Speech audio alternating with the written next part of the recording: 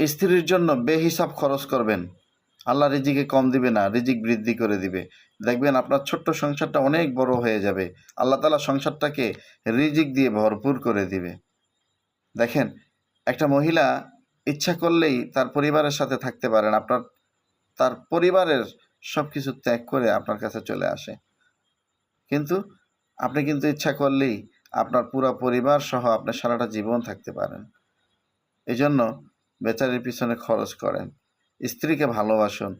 এরা হলো অনেকটা প্রজাপতির মতো, যদি জোরে চাপ দেন তাহলে মরে যাবে, যদি ছেড়ে দেন তাহলে উড়ে যাবে।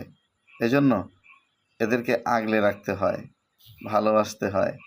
যদি সংসারটা সুখী চান তাহলে স্ত্রীদেরকে ভালোবাসুন, স্ত্রীদের পিছনে বেহিসাব খরচ করুন। দেখবেন আল্লাহ তাআলা আপনার ঘরটাকে রিজিক দিয়ে, শান্তি দিয়ে একটা